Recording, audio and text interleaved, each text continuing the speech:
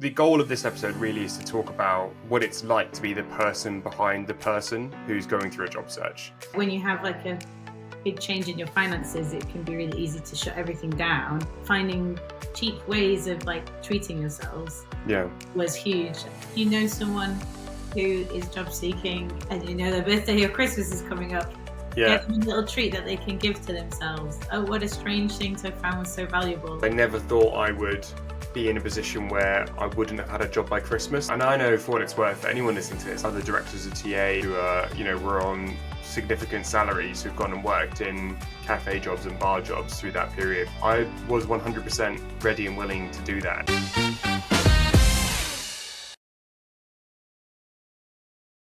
Hello and welcome to the Open to Work podcast. This is a very, very special episode because it is our 50th episode of the Open to Work podcast. I think if you could ask either James or I that over a year later we would have done 50 episodes plus a whole other stream of Open to Work episodes, I would have been shocked. We've had over 100,000 listens to date. We recorded 60 plus episodes, 50 of our core episodes, had 30 guests on and counting, and hopefully supported hundreds, if not thousands of people around the world in navigating this very, very challenging job market. And so I guess as we mark the 50th episode, all I can say is thank you to everyone who has supported us. And we hope that, more importantly, that we've supported you. And just appreciate you all coming back every week to listen to our advice and really hope that it's helped. So without any further ado, to mark this very, very special episode, we have a very, very special and unique guest. It's my wife, Ella Parker. Ella, welcome to the Open to Work podcast. Hello, hi everybody. Ella is currently recording downstairs in our living room, so you're getting a little insight into my living setup there for regular listeners. And this is a really important episode, I think, for me in lots of ways. I think the goal of this episode really is to talk about what it's like to be the person behind the person who's going through a job search. Job searching impacts so many people and has a knock-on effect, and is not something you also go through alone. It's something that other people are going through with you, and it's something that I see us talk about very rarely on social media and is part of the job search. But Ella was critical in me, and keeping me sane while I went through this job search, and I wanted to just pull those strings a little bit more and see where we get to. So, no pressure, Ella. Yeah. Representing a whole community of people supporting their partners or loved ones. Yeah. And I couldn't think of anyone better to do it. So, but let's kick off with, we always start our Open to Work episodes with the same question, and you can't avoid that question just because you know me. So Ella, tell me about yourself. Okay. Matt and I have been married 3 years this year. We've been together 5 years. We've known each other a long, long time. I'm a school teacher. I teach students with autism at a school in the centre of London. And before the pandemic, I was a touring stage manager. So I'd travel the world basically with different small and mid-scale shows. As anyone who's been sort of a freelance or person in the arts knows, that also comes along with a lot of side hustles. So I've done all kinds of other jobs, waiting on, bar work, a lot of admin assistants and receptionist work. Again, all around the world to kind of support my arts career. Yeah, I tried my hand at a lot of different things, basically. Yeah. Whilst this isn't about me, but I also was on the other side of you going through essentially an entire career pivot. And we remember very vividly the moment that you were in the car listening to Boris Johnson announce that COVID was shutting down all the theatres as you were on your way to your next touring show. We could probably both talk about supporting someone through job seeking, because during the pandemic, essentially, I was job seeking in that kind of weird way where if you did lose your job in the pandemic, there was not a lot you could do to find new work because everything was either furloughed or entire industries were shut down, which is what happened to me in the arts. You were there supporting me through a sort of a strange time where I was unemployed, but there was this sort of furlough scheme going on, and so bits of money were coming in, and yeah, we've been through it before almost. Yeah.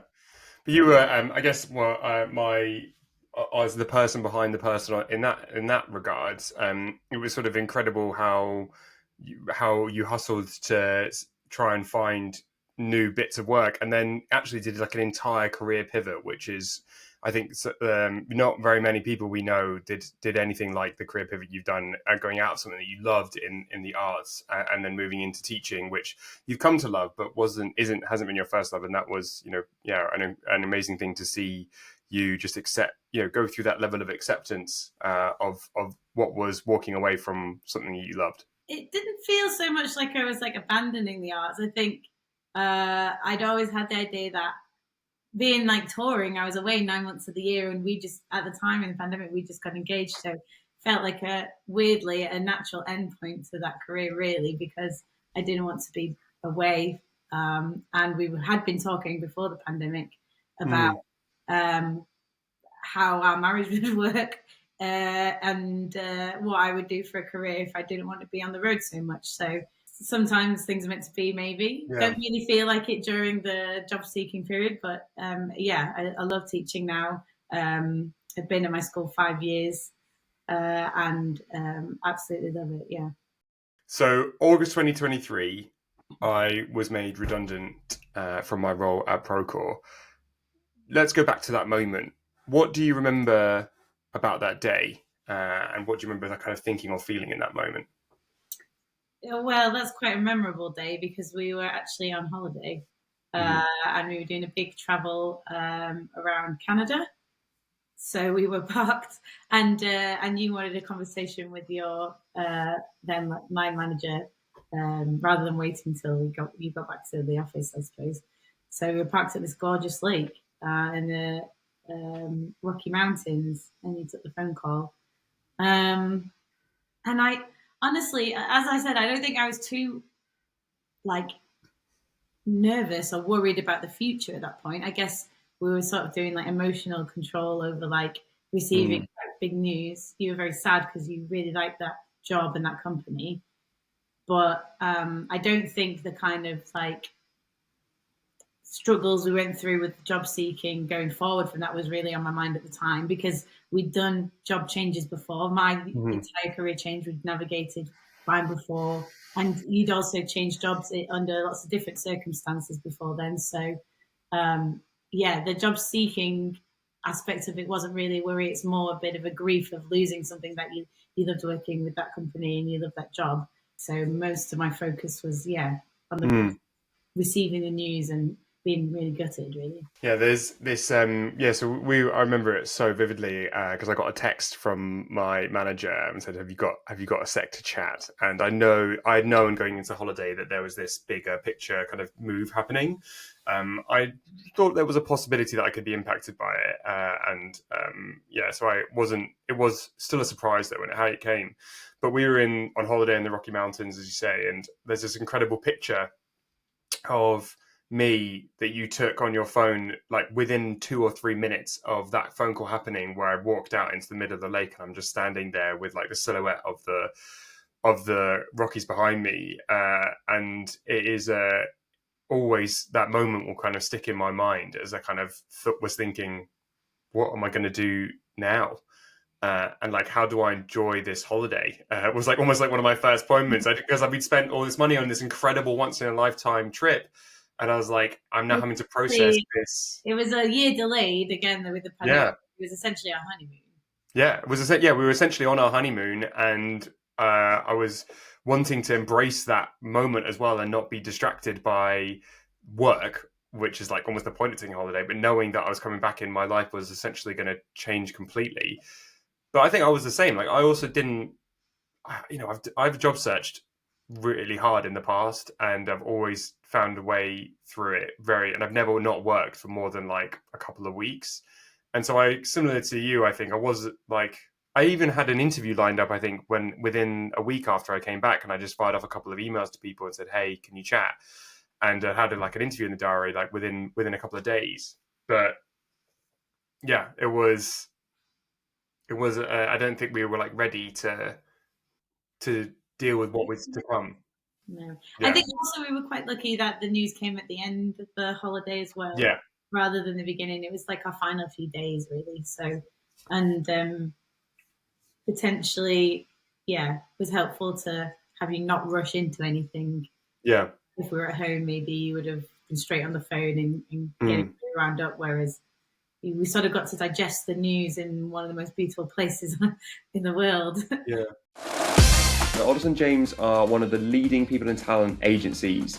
Since 2013, they've been responsible for over 1,000 people and talent hires, including one in a company that I used to work at. They helped me hire my head of technology TA. So I know the guys there pretty well. They've been responsible for scaling some of the most innovative companies in the UK and the EU. Also recently just launched in the US. So even folks in your neck of the woods now, James, can get involved for contingent, retained, and executive search. And they also now do embedded through AJX. So they can do it all.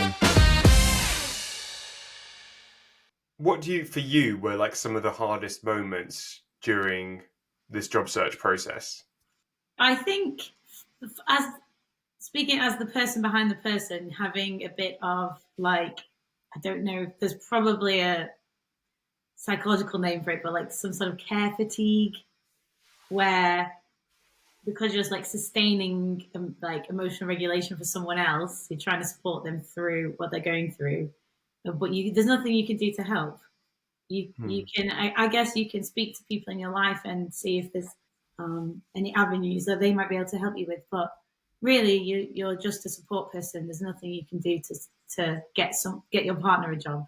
No. So you're just there in a supportive role, but that, like, after a sustained amount of time, can be quite fatiguing.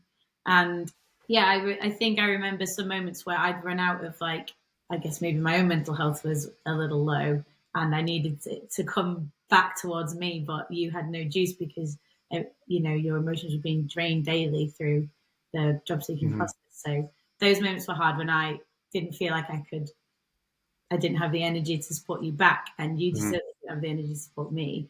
And there are also moments as well where, like, other life events, we had a difficult beginning of the year in 2024. We had a cat went missing.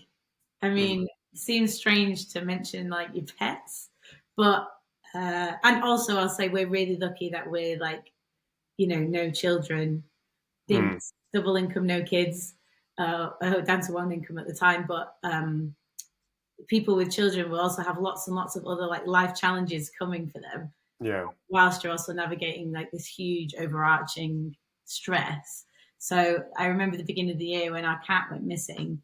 It was almost harder to deal with that because we were so burnt out potentially through the job seeking process. Yeah, I sort of weird looking back at that because that start of that year. Firstly, because I never thought I would be in a position where I wouldn't have had a job by Christmas. Like if you'd asked me in August when I was like, oh, I'll definitely have a job by Christmas. Like I was really confident. And so when it started the new year, it was already coming in like quite low, I would say. And then to then have like on like the 2nd or 3rd of January, our cat went missing and never returned, was like quite like, and basically we dropped everything for like 3 days and to try and find him. So it's strange to remember that time. Yeah. Because you don't realize that all of these things like add up, but you're already like, if you think it almost like a normal distribution curve, it's just like so much flatter, and it takes so much, you have so much less to give on those moments when you are already down. And it is like kind of, you have good days and you have bad days, but your peaks are never that high, really, I think. And so to be able to give more in those circumstances is so hard. Yeah. And as I say, like it's very privileged that we're only supporting us and 2 cats. For other people that have a family to support or giving care to their parents or anything like that, where you have extra pressure. I mean, I can't imagine, because we definitely felt it in those moments where you had to give a little bit extra energy to other things in your life, and there's not a lot there. Do you remember any like key moments where you felt like you saw like a step change in like my behavior or my mental energy, for the positive or the negative? There's like a full like chart. You guys talk about it a lot on the podcast. I do watch, and it's these kind of like the cycles of hope and despair, I guess, Hmm. which when you had a good lead on something and you're in a process and you're getting excited about an opportunity, your energy was definitely like ramped up, and your self-esteem and things like that were ramped up because you were having positive conversations with people. And then moments where like you weren't selected for the job and you had to like face like rejection consistently across a whole year, just because you don't like to see your partner in struggling with stuff like that. And again, oftentimes the reasons or the feedback you would get wasn't necessarily anything specific you did. The timing wasn't quite right, so someone else was in the process just earlier than you. Yeah, so that sort of like hope despair cycle of like, this is really exciting, this company's doing this, and I think that's really cool. And then when you missed out on the opportunity, that was, yeah, I could tell that was really difficult. In those low periods, is there anything that you would try and do to keep me like balanced or to keep me positive that you felt worked especially well or badly? Well, Here's where I now find out you were manipulating me behind the scenes. I'm constantly manipulating you. It's our jobs.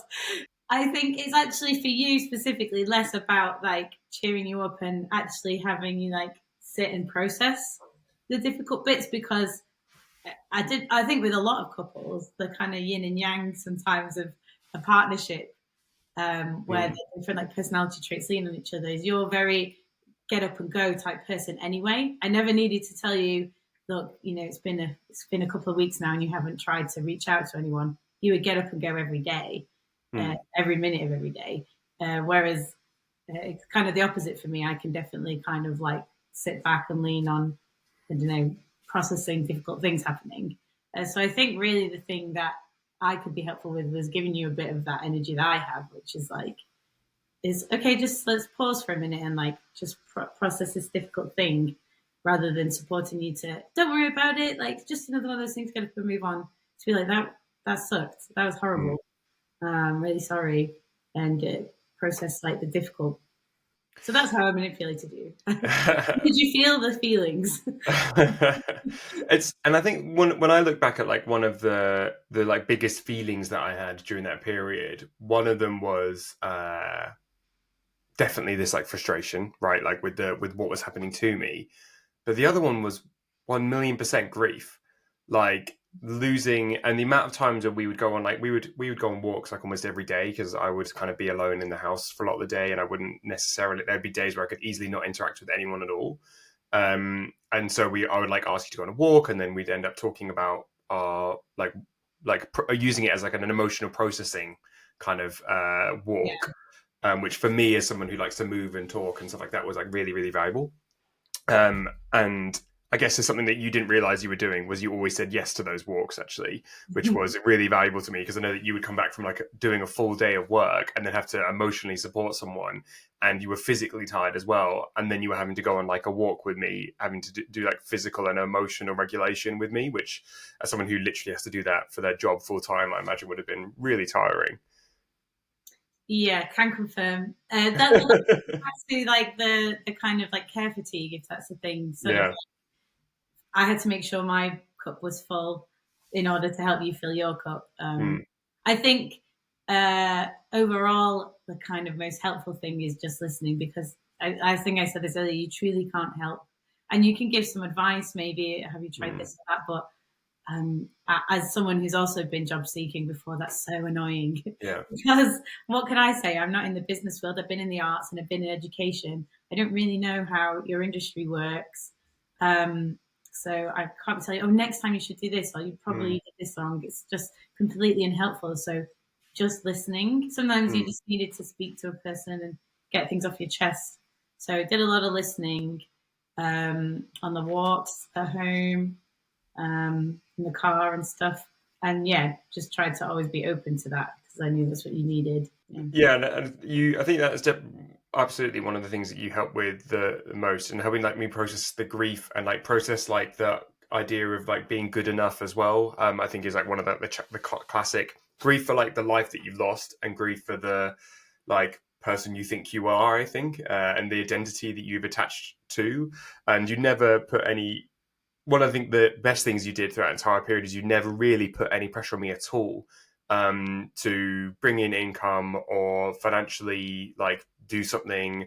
We talked about it obviously a lot, and I think one of the things we haven't really talked about is the finances behind the scenes here, because it's not something we didn't talk about. Like, we talked about it at length. We were very fortunate to have saved a good amount of money and absolutely have no like dependence essentially, but you never were like, no, I think you really need to go and get like a cafe job right now, and we're like really struggling. We definitely had those conversations. I think I did put boundaries around some of the financial stuff. I think we were lucky that we already had quite a good like communication style around finances. Shout out to Barefoot Investor. Yeah, This is not an ad. reading that book. We read that book just as we were getting together back in Australia, and he talks in the book. He talks about like having dates where you talk about finances, something really boring, but that informed us before we were even married, and that carried in through job seeking. But not only did it inform that, but it also put a framework into this concept of like a fire extinguisher bank account where we always had like a buffer, and you were like much more risk averse against that buffer than I was. So I would have happily pulled money out of that and put it into like a savings account, and you were always making sure that we had a healthy buffer, so that when this happened, we were fully ready. And I think it's like fundamentally informed how we manage our finances as like a couple. Like, I don't feel like the finances ever put a strain on our relationship. There were definitely moments that were hard, I felt, financially, and because I was conscious of my pressure that I was putting on us, but I didn't feel like we ever argued or had falling outs because of our money. We never, because I mean, we were both stressed, but arguing about it and getting angry at each other about it is. We put boundaries up with each other. I do think I did say, maybe it was up until the Christmas point, that you need to start working, because the fire extinguisher like savings pot, which is a concept from this book, Barefoot Investor, like kept us going till then. I think I did say you need to start earning, and I did mean like be a lifeguard, work in a coffee shop, anything, because my income could only get us so far. But you were much more ingenious and found other ways to create revenue through podcast, through you did some coaching as well. You kind of kept it in the business and the recruiting world. So I think I did say like, okay, it's time to start working, but I don't think I did it. Clearly I did it in a way that you didn't feel like I was putting pressure on you, so that's nice. No, but I think it's also something that I was quite like open to, and I know, for what it's worth, anyone listening to this, I know like other directors of TA and leaders who are, were on significant salaries, who've gone and worked in cafe jobs and bar jobs through that period because it hit TA so aggressively. And I was 100% ready and willing to do that, and I had many conversations with people where I was steps away from doing that. And it was literally the founding the podcast and the concept behind this and speaking with James in December that then led to me doing coaching and stuff like that. That was the start of me being able to be financially self-serving and not have to, wasn't bringing in tons of money, but we could pay our bills, and we weren't costing money necessarily out of our bank account for the first kind of 6 months of the year, which just took the pressure off enormously. And was it hard? Yes. And it was still very emotionally draining, but having essentially gymnastics, like, yeah, we had to cut back on all this. We had to do things with the car, things with the house, to spend money on the right things, feel like self-care. Yeah, that was really tough. So treating yourselves to going out for dinner. Maybe you don't go to the nicest restaurant, but you do go to, I think, was it like our wedding anniversary, we got chicken wings as a takeaway and ate them at home around the dinner table and made a deal out of it. And I think for all couples or families, like when you have like a big change in your finances, it can be really easy to shut everything down. But you can finding cheap ways of like treating yourselves. Yeah, was huge. And I was lucky it was my birthday as well, so we got some nice like gift vouchers for dinners and things that we sprinkled throughout the year to just make sure that we weren't like although we were trying to save as much money as possible to live off, we were also not letting that impact like our mental health. Yeah. I think that like our family like really turned up with in that sort of way. Like whilst we didn't get like big handouts necessarily, we did. We always knew we had a safety net, which I think again helps with on the privilege side of things. But for like instead of giving you like gifts, physical gifts for your birthday, for example, they got us vouchers to do things, which like, either intentionally or unintentionally meant that we had these moments of connection that we wouldn't have had necessarily in the same way before, and we would never have gone and done like going out for that dinner or going to that piece of theatre or whatever without this being a gift for your birthday. And those were really precious moments for us in that year that were felt much more than if almost they'd been any other year. Like a weird piece of advice, if you know someone who is job seeking and their birthday or Christmas is coming up, get them a little treat that they can give to themselves. That was what a strange thing to have found was so valuable. Like someone paying for something nice that you might think, oh, I just need money for the bills or for groceries or whatever, but someone just saying like, here's this restaurant voucher that you can go and eat a nice meal together and treat yourself and look after your self-care and mental health. Yeah. Those were some of the best, like some of our like best moments, I think, in that year. Like when we went and like we did like a night away, a couple of nights away, like throughout that year that were like when I was really burnt out, but that's all we could afford was like one night somewhere.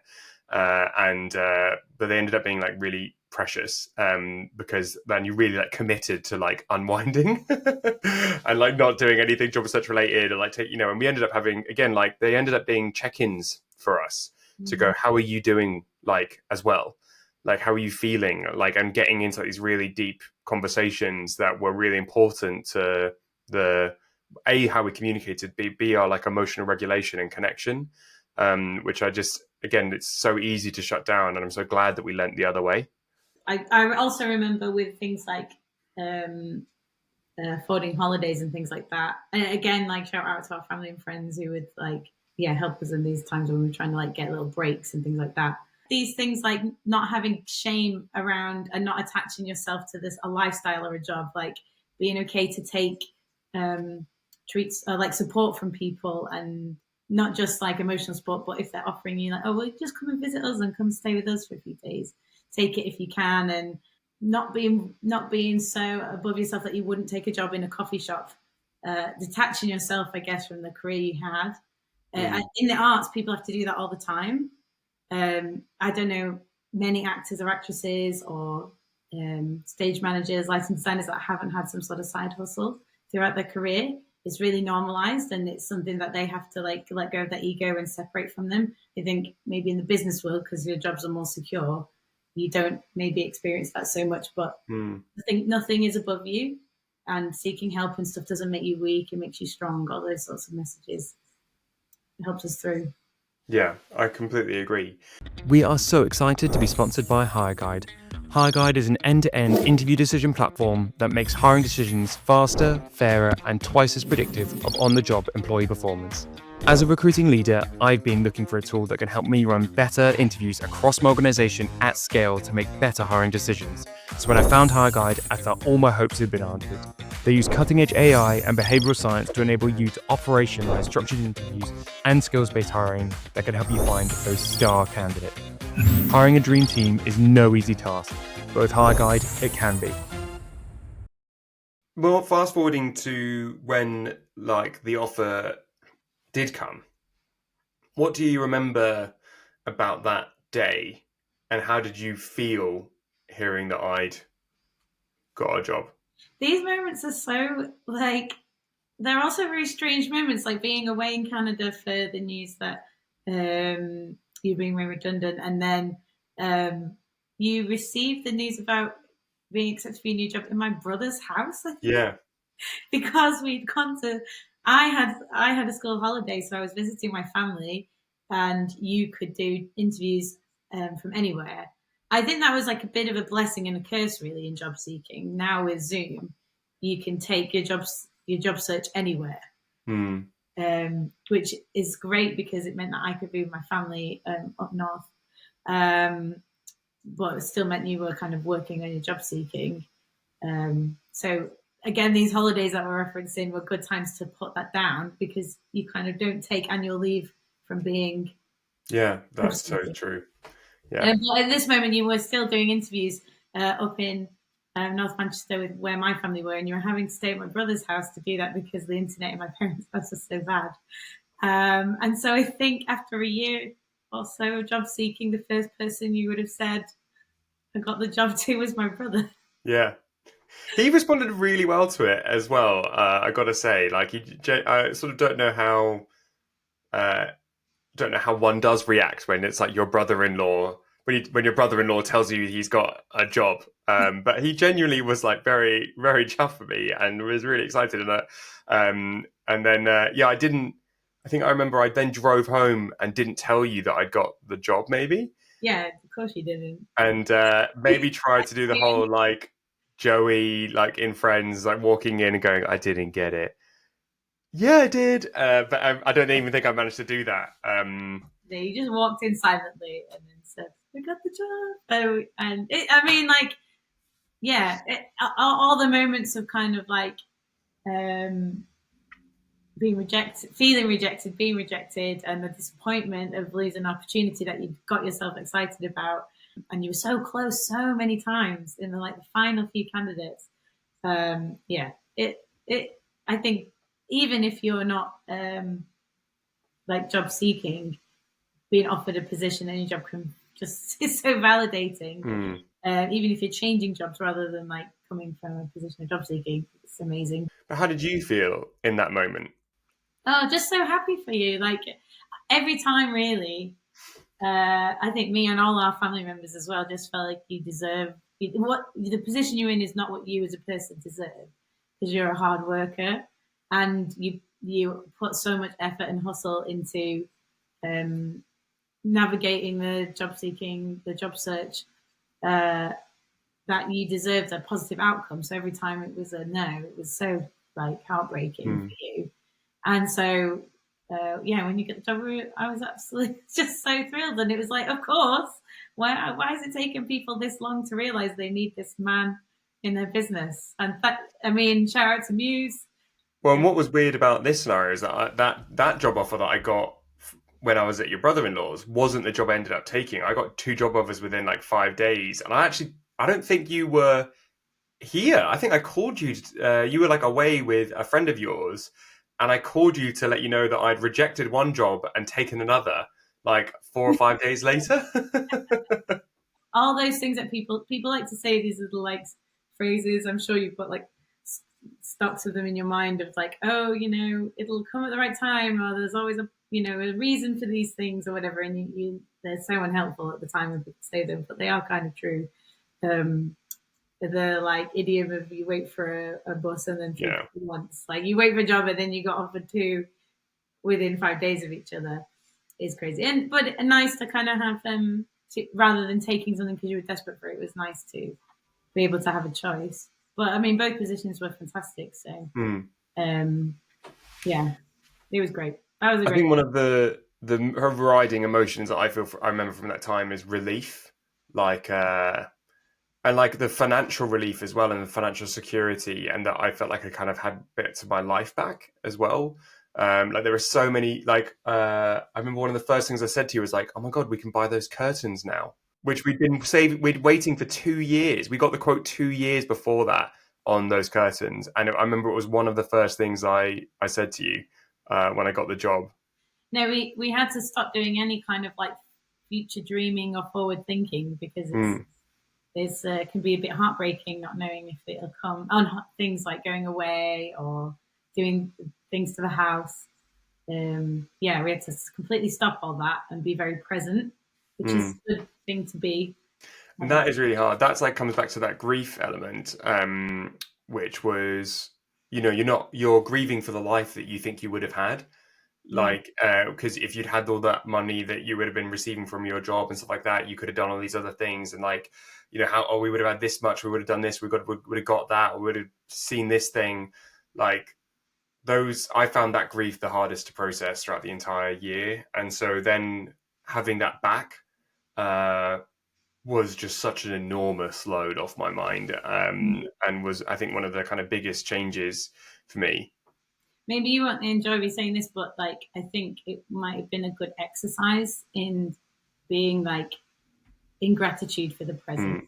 Because again, often your brain works with like a lot of forward planning, a lot of hustle, and getting excited about things. And I think going through that difficult time might made you a little bit more like, oh, I really like the car that we have right now. Yeah, Or, definitely. I'm not thinking about, moving house Yeah. all, because I'm really grateful that we live in this beautiful house in this beautiful part of England, and not kind of being grateful for the little things you do have rather than thinking The things you ahead. don't have. Yeah.